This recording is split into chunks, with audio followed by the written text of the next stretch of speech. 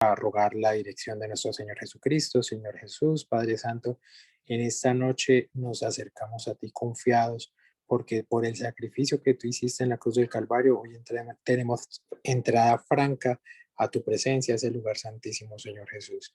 Queremos rogarte que tú nos dirijas, que tú nos ayudes para que este momento que destinamos para meditar alrededor de tu palabra, Señor, sea de bendición, que seas tú guiando cada palabra, que seas abriendo nuestro entendimiento, que sea tu Espíritu Santo, Señor, el que siempre esta palabra gloriosa en nuestros corazones para que dé su fruto a su tiempo. Te rogamos, Señor, por aquellos que también han dispuesto en su corazón y que están con alguna dificultad para conectarse. Te pedimos que seas ayudándoles, Cristo amado, para que podamos todos juntos alcanzar cada vez más ese conocimiento que nos acerca a ti, Señor Jesús, y nos prepara para el momento de tu venida. En tu santo nombre, Señor Jesús. Amén. Bueno, cuando teníamos la posibilidad de reunirnos de manera presencial, normalmente iniciábamos antes de la meditación con una breve presentación de las personas que están nuevas y seguidamente planteábamos una pregunta para que nos ayudara a preparar a manera de introducción el tema que vamos a tratar. Y en esta noche yo quisiera que ustedes me ayudaran, pueden abrir el micrófono un momento. Si yo les preguntara qué es algo contaminante cuando escuchan estas palabras en la prensa, en la radio, bueno, en cualquier lugar, ¿qué se les viene a la mente cuando le dicen, es que ese es un agente contaminante? Que puede perturbar el buen estado de otras cosas. Perturba el buen estado de otras cosas. Muy bien, ¿qué más? ¿Quién más me ayuda por allí?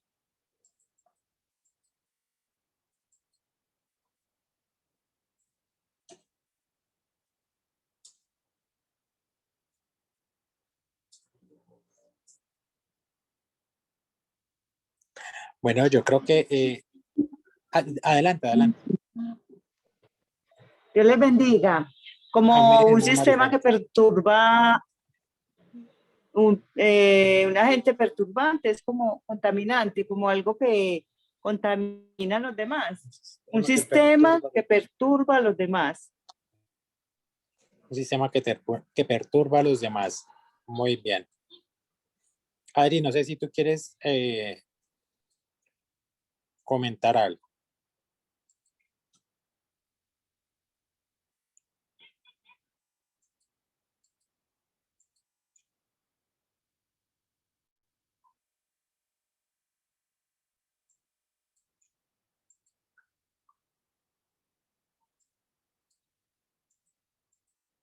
Bueno, entonces vamos a tomar en la palabra del Señor, en el Evangelio del Señor Jesucristo según Marcos, el capítulo 7, y vamos a leer el verso 14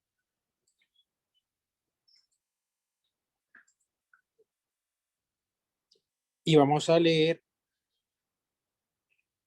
hasta el verso 19.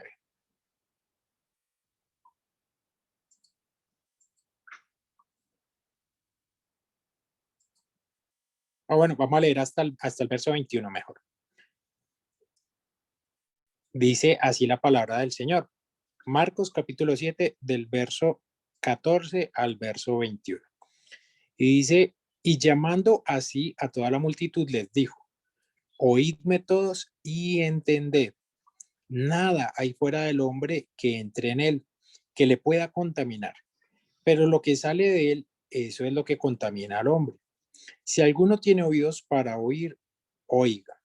Cuando se alejó de la multitud y entró en casa, le preguntaron sus discípulos sobre la parábola. Él les dijo, ¿también vosotros estáis así sin entendimiento? ¿No entendéis que todo lo de fuera que entra en el hombre no le puede contaminar? Porque no entra en su corazón, sino en el vientre y sale a la letrina. Esto decía haciendo limpios todos los alimentos. Pero decía que lo que del hombre sale, eso contamina al hombre. Porque de dentro del corazón de los hombres salen los malos pensamientos, los adulterios, las fornicaciones, los homicidios, Bueno, sigamos leyendo hasta el 23. Los hurtos, las avaricias, las maldades, el engaño, la laxivia, la envidia, la maledicencia, la soberbia, la insensatez. Todas estas maldades de dentro salen y contaminan al hombre. Bueno, para ponernos en contexto de esta explicación que da el Señor Jesucristo a quienes estaban cerca de él, podemos traer a nuestra mente el momento que estamos viviendo. ¿Por qué la gente cuando sale a la calle tiene que usar un tapabocas?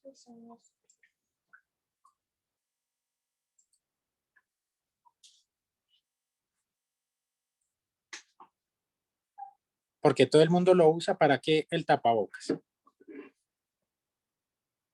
Para no contagiar. Para no contagiarse, él o para no contagiar a otros.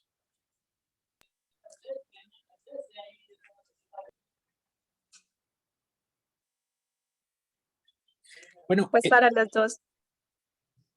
Ahí dice que para los dos. El tapabocas es una protección de barrera en cuanto a la bioseguridad, ¿cierto? Es decir, si quien está contaminado, estornuda, tose, habla, cualquier situación por medio de la cual salgan gotas de saliva, pues ese implemento va a impedir, va a crear una barrera artificial para que esa contaminación no salga. Pero por el otro lado, si alguien le habla cerca, si alguien le tose, le estornuda cerca, va a tener protegida tanto la mucosa de la nariz como la boca para que esas partículas contaminadas no entren, ¿cierto? Entonces miren que cuando nosotros lo miramos desde un punto de vista natural, por eso es que se le hacía difícil a las personas que estaban cerca del Señor entender qué era lo que le estaba diciendo. Aquí sí no les voy a preguntar a ustedes, pero yo creo que es posible que en algún momento hayamos tomado algún alimento que o ya no estaba dentro de su vida útil o que había sido manipulado de alguna manera sin guardar, pues como todos los cuidados que se deben tener en la manipulación de alimentos, y nos causó una indigestión. Nosotros somos exagerados y decimos, ay, me intoxicó. No, si lo intoxica, lo manda de clínica. Pero una indigestión sí produce malestar, daño, bueno, una gran cantidad de cosas que yo sé que alguno de ustedes también lo habrá de pronto sufrido en su vida. Y esto era lo que no les permitía entender a las personas que escucharon al Señor. ¿Cómo así que lo que contamina no es lo que viene de afuera? Yo estaba bien y me comí ese, hermano Daniel, ayúdeme, ¿qué se comió esa persona? Ese plato de frijoles de hace 8 días. Y se lo comió y no lo había ni guardado en la nevera ni nada y después le dolió el estómago. ¿Por qué? Yo estaba bien y lo que me comí fue lo que me enfermó. Entonces, por eso ellos no podían entender porque es que el Señor no les estaba hablando en términos materiales o naturales. A lo largo del Evangelio nosotros encontramos que se da cumplimiento a lo que dice la palabra del Señor, que el hombre natural no puede entender ni discernir lo espiritual porque su mente no le da para eso. Entonces, por eso se hace necesaria la intervención del Espíritu Santo de nuestro Señor Jesucristo para que Él nos abra el entendimiento, para que Él nos revele qué es lo que Él nos estaba diciendo. Entonces, de plano tenemos que partir de que el Señor no estaba hablando, no es como que usted entonces va a coger, retomando el ejemplo del plato de frijoles de hace 8 días, que incluso lo dejó al sol y decir, es que como lo que contamina al hombre no es lo que entra, sino lo que sale, entonces pues venga, yo me como esto, ¿no? El Señor no está hablando de eso, el Señor está hablando acerca del campo espiritual. Y a pesar de que el ser humano, siguiendo el ejemplo de Adán, normalmente se especializa en atribuir la causa de su propio error, la causa de su propio pecado achacársela, perdón la expresión, a otras personas, siempre justificando, siempre culpando a los demás, para no reconocer la responsabilidad que sus decisiones han llevado. Recordemos que cuando el Señor le preguntó a Adán allá en el huerto de Edén, Adán, ¿dónde estás tú? No es porque el Señor no supiera dónde estaba Adán, no es que Adán se hubiera escondido también. Adán y Eva, después de que desobedecieron y sus ojos fueron abiertos, escucharon que el Señor estaba en el huerto y se escondieron porque tuvieron miedo. Pero por más bien que jugara Adán a las escondidas, no podía ocultarse de nuestro Señor. El salmista dice, ¿a dónde huiré de tu presencia? ¿Y a dónde me ocultaré de ti? Si subiera a los cielos, allí estás tú. Si fuera a lo profundo de la mar, allí me encontrarás. No importa dónde vaya, el Señor siempre sabe de cada uno de nosotros. ¿Qué es lo que pasa? El Señor le está dando la oportunidad a este hombre de que reconociera su falta, se arrepintiera y pidiera pues misericordia por parte de Dios. Pero el ser humano, reiteramos, tiene esa dificultad, siempre es la culpa del otro, es que ellos son los que me hacen enojar, es que esa muchacha se me metió por los ojos, es que para qué le dejaron esa plata ahí encima donde yo la podía coger, y siempre buscando atender extender la responsabilidad a otras personas. Entonces el Señor les está diciendo, miren, cuando hablamos de qué es lo que realmente contamina al hombre, cuando hablamos de qué es lo que afecta que una persona no pueda tener una vida en santidad, una vida en pureza, dice, no es lo que viene de afuera, es lo que del hombre o la mujer, hablando en términos generales, sale del corazón. Y comienza a hacer una lista y dice, porque dentro del corazón de los hombres, estamos mirando el versículo 21, dice, salen y comienza. Y esta lista, a veces nosotros nos centramos como en aquellos aspectos que son como más, digamos, socialmente reprochables. Entonces decimos, por ejemplo, adulterios. Bueno,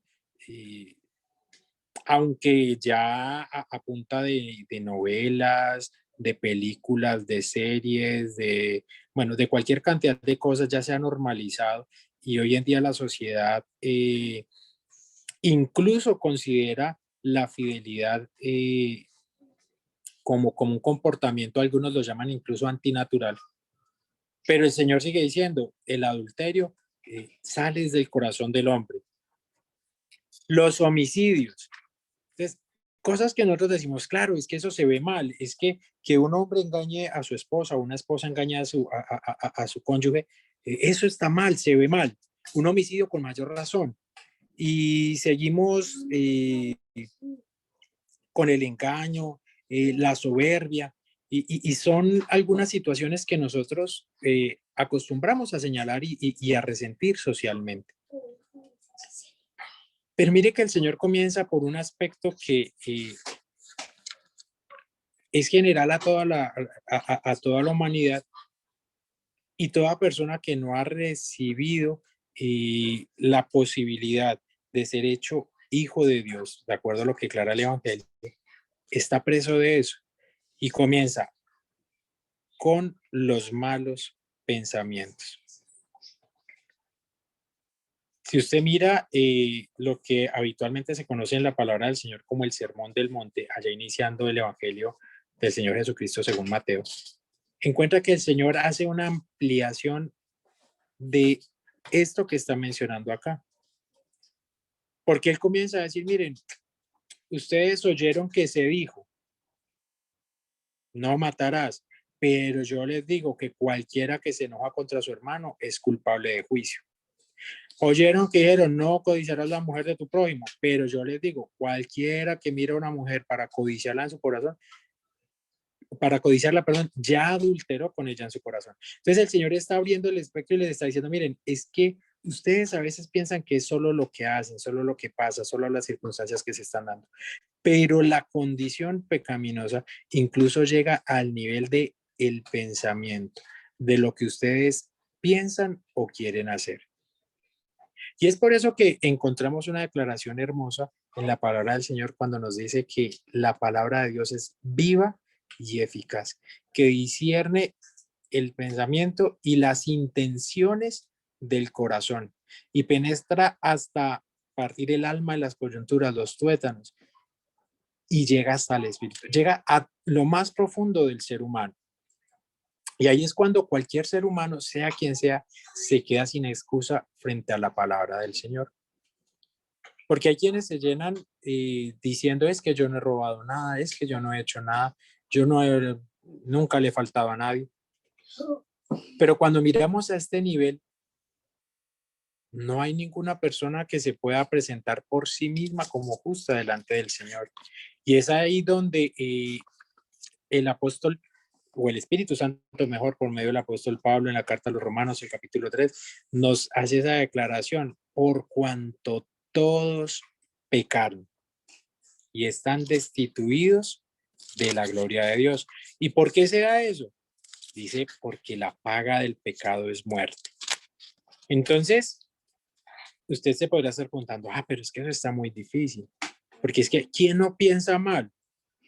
¿A quién no se le cruza en un momento de ira, en un momento de alegría, en un momento de dolor, un pensamiento malo? Pero ahí es donde déjeme decirle que entra la obra del Señor Jesucristo para con nosotros, en cuanto a que Él no quiere que usted siga pensando con su propia mente, sino que Él quiere que en usted sea formada la mente de Cristo, que el Señor sea el que comience a gobernar, el que comience por medio de su palabra a transformar su entendimiento, que esas cosas que nosotros pensábamos, que nosotros queríamos, que nosotros anhelábamos, que nos gustaban, ya no sea lo que a nosotros nos parece, sino lo que por medio de la palabra del Señor se da. Esto no es algo que nosotros podamos hacer por nosotros mismos. Yo sé que es muy posible que usted haya intentado experimentar un cambio en su vida. Normalmente cada fin de año estamos haciendo propósitos y este año sí, no sé, voy a hacer ejercicio, este año sí voy a aprender inglés, este año sí este año sí, este año sí. Con propósitos nobles y loables que podrían ser. Propósitos de cambio como este año no voy a volver a tomar, este año sí voy a ser honesto con mi trabajo, no me voy a robar el tiempo, este año no voy a volver a defraudar a nadie, este año sí voy a pagar mis deudas, este año sí voy a... Y ponga ahí en la lista cualquier cantidad de cosas. Pero estoy seguro también que en más de una ocasión usted ha experimentado la frustración de que esos propósitos de cambio, de que esos intentos no hayan sido suficientes. Pero qué bueno que el Señor está extendiendo su mano poderosa en este momento y no se ha cortado su brazo para salvar. Y Él está diciendo, miren, si ustedes quieren vivir una vida de santidad, si ustedes quieren vivir una vida que agrade realmente a Dios, no se pongan a hacer cosas. La mayoría de seres humanos, y es lo que tristemente la tradición nos ha inculcado, piensan que a Dios se le agrada por hacer cosas. Y entonces que por cantar, que por ir a cierto lugar, y más si es causándole sufrimiento al ser humano, entonces más le agrada a Dios. Entonces no vaya caminando, sino vaya de rodillas. O si va a ir caminando, entonces échele frijoles o algo que le maltrate para que pueda agradarle bastante a Dios. Y es lo que en ese mismo capítulo del Evangelio según Marcos, el capítulo 7, muestra al Señor que Él no está de acuerdo con ese tipo de cosas. Y dice en el verso 6, hipócritas, bien profetizó de vosotros Isaías como está escrito, este pueblo de labios me honra, mas su corazón está lejos de mí, pues en vano me honran enseñando como doctrinas mandamientos de hombres, porque dejando el mandamiento de Dios os aferráis a la tradición de los hombres. Entonces, mire que aquí el Señor está haciendo una aclaración y le está diciendo, mire, ustedes quieren ser limpios, ustedes quieren tener una relación con Dios, ustedes quieren tener una vida en justicia, no pueden hacerlo solos, no depende y no le pueden echar la culpa de su situación a lo que pasa afuera. Pero tampoco pueden pretender arreglar las cosas como la costumbre y como la tradición les ha enseñado, porque terminan cambiando el mandamiento de Dios, lo que Dios dice en su palabra por las doctrinas de los hombres. Y es que hay cosas que nosotros repetimos tanto, que terminamos asimilando como si fueran algo cierto. Y en mi familia había una historia, pues yo creo que es inventada, en donde alguien llegó al ejército y le preguntaron, bueno, ¿usted qué tiene ahí? Un carchuto. No, que se dice cartucho. No, que es un carchuto. Y entonces llegó el sargento y llamó a otro, Rodríguez. Sí, mi sargento, enséñele a este cómo se dice. Y entonces se lo llevó por allá y a la media hora ya volvió y le dijo, mi sargento con el parte para informarle que ya le enseñé al recluta a decir carchuto. Porque el otro lo tenía tan metido ahí que repetía y no había forma de que cambiara eso en su mente. Eso nos ha pasado a muchas personas con la tradición, con las costumbres. Y tristemente cambiamos la verdad de Dios por los pensamientos, por las ideas, por las enseñanzas, por los conceptos, llámese de una filosofía, de una religión, de un grupo de personas, de un club, ponga ahí lo que quiera. Pero nosotros necesitamos volvernos a lo que dice la palabra del Señor. Nosotros necesitamos entender qué es lo que dice el Señor en su palabra. Cuando al Señor le preguntaron respecto de qué es lo que se debe hacer. Ellos seguramente esperaban que el Señor les dijera, bueno, miren, para poder tener una relación con Dios, entonces vayan a este monte, hagan esto, hagan lo otro. Pero el Señor lo que les dice en su palabra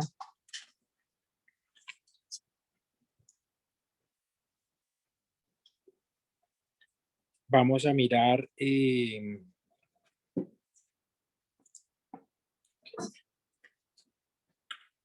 el Evangelio del Señor Jesucristo según Juan, el capítulo 6 y el verso 28. Estos hombres que estaban allí estaban como muchas personas que quieren acercarse a Dios, que quieren tener una relación con Él. Y entonces le hicieron la pregunta. Claro, teniendo al Señor Jesucristo, ¿quién hubiera aprovechado para preguntar? Entonces, en el verso 28 del capítulo 6 del Evangelio según Juan, dice, entonces le dijeron, ¿qué debemos hacer para poner en práctica las obras de Dios?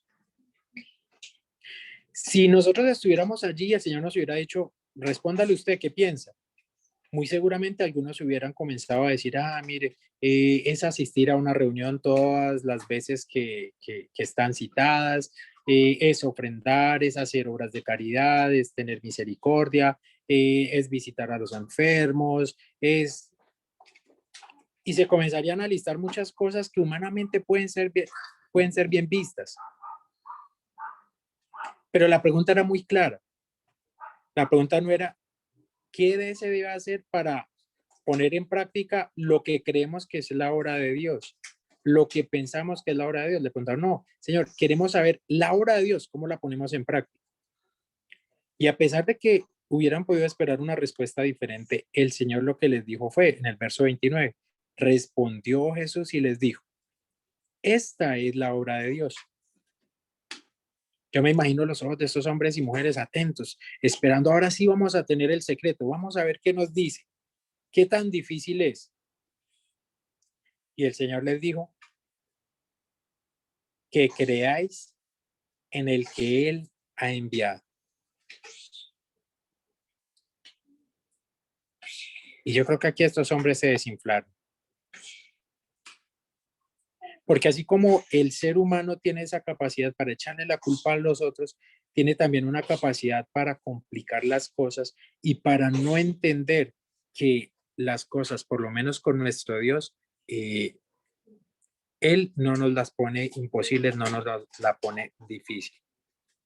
Recordemos, por ejemplo, la situación cuando este hombre enfermo de lepra escuchó que había Dios en Israel y que podía el profeta de este Dios hacer algo por él, y va donde el rey y pide cartas, este hombre Naamán, y llega donde el rey de Israel en este momento, presentándole unas cartas diciéndole, mire, mi rey le manda a decir que me sane de la lepra. Y el rey de Israel, cuando escucha esto, rasgó sus vestiduras y dijo, ¿yo ahora qué hago? Miren cómo este busca, es una excusa de guerra. ¿Yo quién soy? Soy Dios, pues, para poder darle salud a este hombre. Pero el profeta escuchó y le mandó a decir, no, es que este tema no es con usted, el rey, es con Dios. Y estos hombres se van a dar cuenta que hay Dios en Israel. Mándemelo. Y Naamán fue, le dijeron, vaya donde está el profeta Eliseo. Y este hombre se fue, como todos, con su idea, con su imagen, su imaginación, de qué era lo que iba a pasar. Entonces, cuando llega a la casa del profeta y hace la pregunta, bueno, aquí estoy, ¿dónde está el profeta? Sale el criado y le dice, sí, el profeta le manda a decir que vaya al río Jordán y se lave 7 veces y será sano. Y este hombre se devolvió enojado. No podía creer que a una personalidad como el general sirio, el profeta ni siquiera hubiera tenido la delicadeza de salir a verlo, de salir a hablarle, de decirle el mensaje. Y dice, no, es que yo me imaginaba, yo pensaba que el profeta iba a salir, como podría ser en un programa de los que tanto abundan en la televisión, que se autodenomina cristiana, pero en muchas ocasiones no sigue las enseñanzas del Señor Jesucristo. Y él dice, yo pensé que él iba a salir, iba a orar, iba a poner las manos sobre mí y yo iba a ser sano. Pero lo que pasa es que a nuestro Señor no le gustan los guiones que le pone la gente. Él tiene un propósito, él tiene un plan de salvación y es el que él sigue. Y entonces, este hombre estaba dispuesto a perder la oportunidad de ser sano de su enfermedad simplemente porque las cosas no eran como él las pensaba, no eran como él se las había imaginado, hasta que llega la voz de alguien que le dice, ve, es muy posible que este hombre fuera un buen jefe, porque son sus siervos los que se le acercan y le dicen, ni siquiera le dicen Señor, sino le dicen Padre, pues si el profeta te hubiera mandado una cosa difícil, tienes que subir el monte, no sé, Sinaí, de rodillas, ¿no lo hubieras hecho? Ahora te está poniendo una cosa muy sencilla, es como ir a un río y lavarse 7 veces. Y este hombre cae en la cuenta y dice, bueno, pues realmente tienen razón. Y obedeció. Y se zambulló una vez, 2, 3, 4, 5, 6. A la 7ª vez, declara la Biblia, que este hombre salió y su piel, su carne, era como la de un niño. Nosotros ya comenzamos a tener arrugas, tenemos las cicatrices de lo que hemos vivido.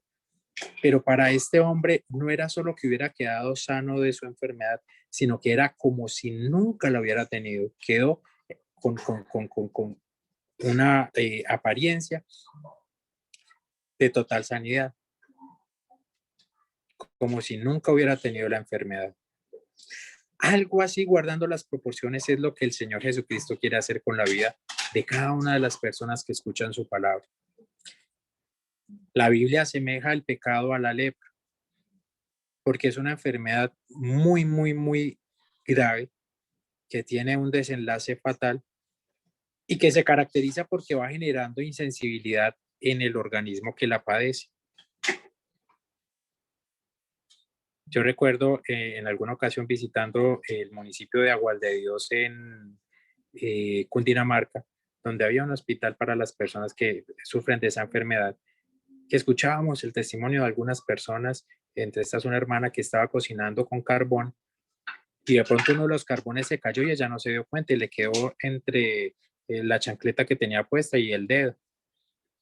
Hasta que comenzó como a oler a carne asada, pero yo, si yo no estoy asando carne, ¿qué pasó? Cuando miró hacia sus pies, ya tenía pues el dedo muy quemado y tuvieron que amputarle parte de su pie. Algo así es lo que pasa con el ser humano.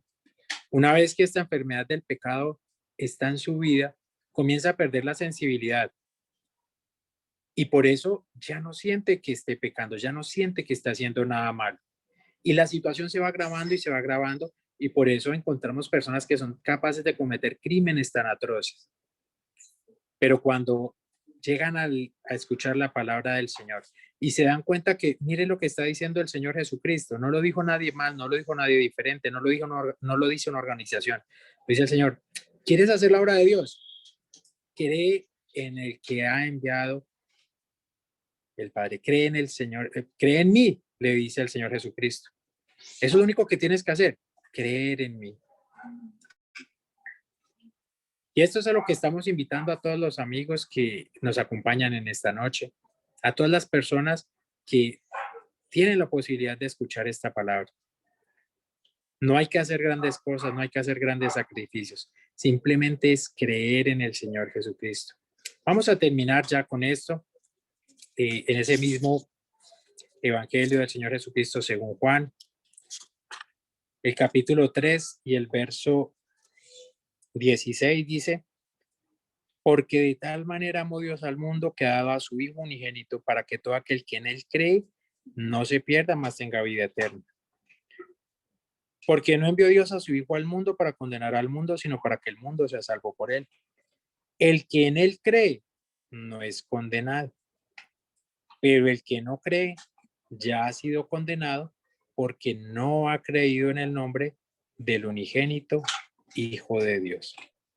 Vamos a hacer una oración en este momento pidiéndole al Señor Jesucristo que ayude a cada uno de los que estamos aquí, que si no ha tomado esa decisión, pueda tomarla, y a los que hemos profesado o tomado esta decisión, que podamos mantener nuestra profesión de fe hasta el fin. Oremos juntos. Señor Jesucristo, Padre Santo, te damos gracias por este momento. Te rogamos, Señor Jesús, que seas tú convenciendo a cada persona que está en esta transmisión, que puedan entender, Señor Jesús, que no deben hacer cosas imposibles, que no es como la costumbre o la tradición no ha enseñado o la religión, que es tu evangelio, Señor, esta santa palabra la que nos guía hacia ti. Ayúdanos, Padre Santo, para poder tomar esa decisión y a quienes ya la hemos tomado, que podamos mantenerla fiel y firme hasta el fin. Te rogamos, Señor Jesucristo, que esta palabra quede sembrada en nuestros corazones y dé el fruto para el que tú la has enviado. En tu santo nombre, Señor Jesús. Amén.